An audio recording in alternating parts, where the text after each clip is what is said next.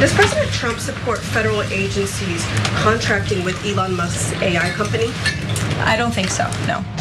Okay, so he would want the DOJ to then cancel the contract with Laura. I'll talk to him about it, yes. So, yeah, you should probably talk to him. Yeah, exactly. And so I think she meant DOD, not DOJ. Although Elon Musk's AI business Grok is trying to sell its products to the entire government. It wants to infest everything, so maybe it'll be in the DOJ as well. But we're now wondering, is the feud still on? Because there's been a lot of talk this week about these contracts and a bit of mixed signals, but we want to figure it out. So we're gonna move through all of this. Obviously, they were best friends in the doggy days. And then remember, they had their brief split. And I will remind everyone, Elon Musk said that Trump is in the Epstein documents. And I said at the time, how could he possibly know that? But evidently there had been internal conversations at that point about it. So maybe he was actually onto something. And as a result of that, Donald Trump started talking about the contracts. And so Trump aides have apparently discussed more recently ending some SpaceX contracts, but they found that most were vital, which is, it's like bad in multiple directions. So first of all, that Donald Trump wasn't looking into ending these contracts because he didn't think they were necessary. He just wanted some sort of leverage. He wanted the government, as it has in every other instance over the past few months, to operate on his personal whim. It's also not necessarily great that apparently we are so desperately in need of SpaceX. Maybe we could fund NASA and then we wouldn't need it as bad. So there's bad news here for everybody. But Trump is disputing that reporting as he disputes any reporting that makes him look bad. He posted on Truth Social saying, everyone is stating that I will destroy Elon's companies by taking away some, if not all, of the large-scale subsidies he receives from the US government. This is not so. I want Elon and all businesses within our country to thrive. In fact, thrive like never before. We are setting records every day and I want to keep it that way. Now that message is on its face intended to disagree with the reporting, but it's also chock full of threats against Elon Musk. He's saying effectively that he could destroy the businesses if he wanted to. He's just not trying to. And he does point out or imply strongly that the subsidies are an important part of how those businesses continue. So that to me reads as more proof of the ongoing feud rather than a refutation of it. But Elon Musk did respond to that, saying the subsidies he's talking about simply do not exist. DJT has already removed or put an expiration date on all sustainable energy support while leaving massive oil and gas subsidies untouched, which is in the context of the big bill, effectively true. He's right about that. Trump is trying to screw over consumers and the car companies that are moving into this new industry of electric cars while continuing to shower fossil gas and other fossil fuel companies with literally billions of dollars. Now, he does say that SpaceX gets these contracts by doing a better job for less money. But that does still mean that you're getting the contracts. You think that they're deserved, and maybe they are, but your businesses are still, to a significant extent, especially SpaceX, dependent on money from the government. So Trump isn't wrong in that way. And then finally, he responded to this, the indication Trump was giving that he wouldn't destroy Elon Musk's companies by just putting few out there, which I don't think that they're friends. We thought maybe the love of money would bring them back together, but it doesn't seem as if they're on the same page. But Brett, I want your thoughts as we put up a chart showing how much these government contracts, not concerning AI, are already worth for Elon Musk. But what do you make of all this? Like, it's insane. My tax dollars are the reason that Elon Musk has businesses, right? Like, our tax dollars are the reason. They're like massive government contracts given to him while he's lying, cheating, and stealing in order to say that something's gonna work. He then takes that money, which you and I would not have access to, and then uses that capital in order to grow a business and deliver failure after failure. But because it's like a tech company, they get to say like, isn't that awesome? We failed with other people's money, and then eventually succeed in a way that is impressive, but only due to us. Now, the difference is if we were seed investors in his company, if we just gave it to him directly, then we would own SpaceX. we the taxpayers would own it just because of how our money made it possible, right? Yeah. But since we channeled it through an intermediary, which from the movie Office Space I learned means money laundering, since they laundered it through an intermediary and gave it to him, the intermediary being the federal government, I don't own that company. Elon Musk owns that company. Companies that are big enough now are in this rarefied air. SpaceX is a great company to talk about because they defy the gravity that brings us all into bankruptcy, despite the Icarus level hubris of these psychos that want to touch the sun with their big penis rocket ships. That's the only thing that could bring them down, you see, because as John, you said that they like money. Well, they also love fame. Yeah, they do. And they love fame so much, it might lose them their money.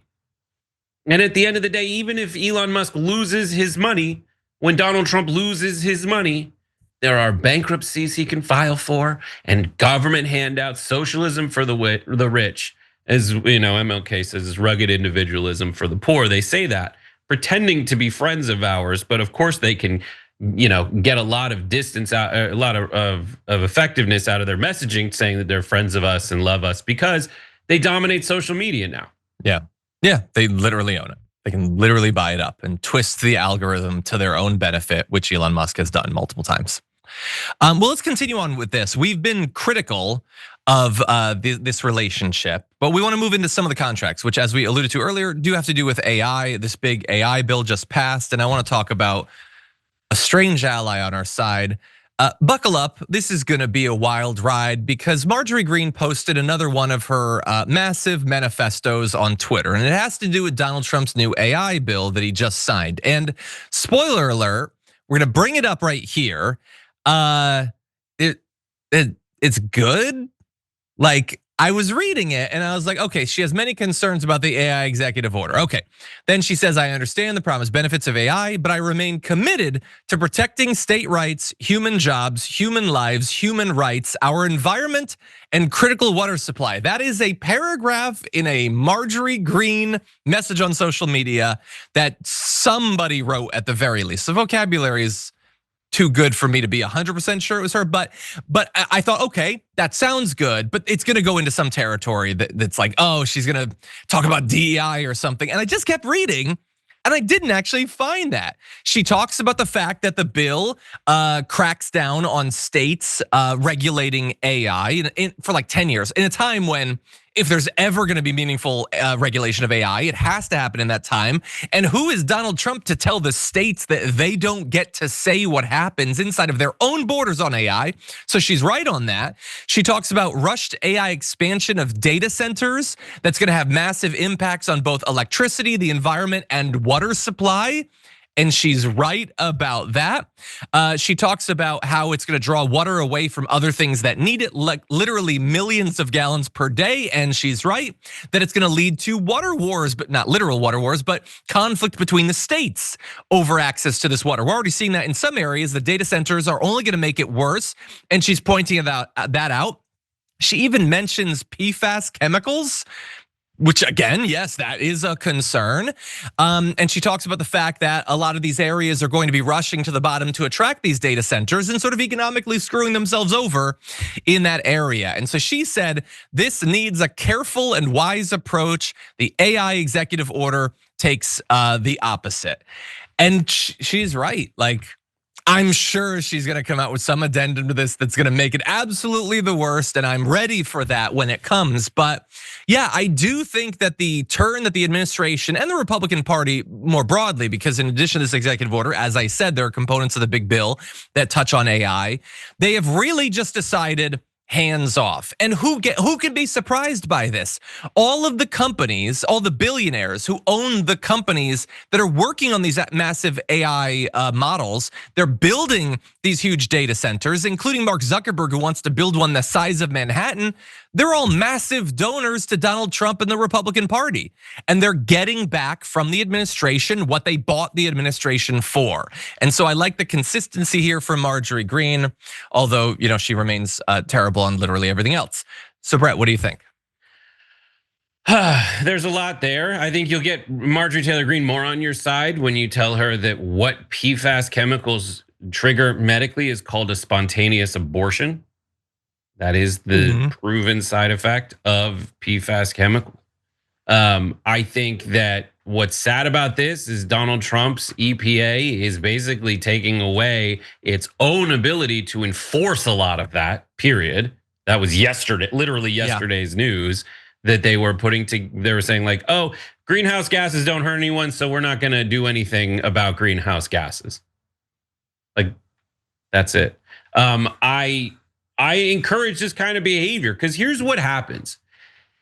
People in America are used and accustomed to politicians lying to them. And they lie to the American people and have in the same way for decades and decades. The hand goes from this to this. They look at you. When you ask them a question, they go give you some kind of canned answer they think is perfect because it doesn't actually lie to you, but it omits the truth and focuses on something else, which is just a rhetorical move in a conversation you don't want to be in. And they think because Donald Trump doesn't lie to them that way, that he's not actually lying to them in any significant, important way. They know he lies, but they don't think he's lying to them in any specific, important way. But he's just lying to them differently. And so when they show up, they're like, well, I'm glad you lied. I'm glad you said all these things. I wanted to hear them. It's very refreshing to hear the things I want to hear in a completely different way than a politician's ever spoken. But the fact is, he's just lying. He's just lying in a different way you're not used to. And watching Marjorie Taylor Greene and others come to terms with that is absolutely fascinating. And it results in these really long tweets from people who lack wit, of which brevity is the soul. That is true and indisputable at this point.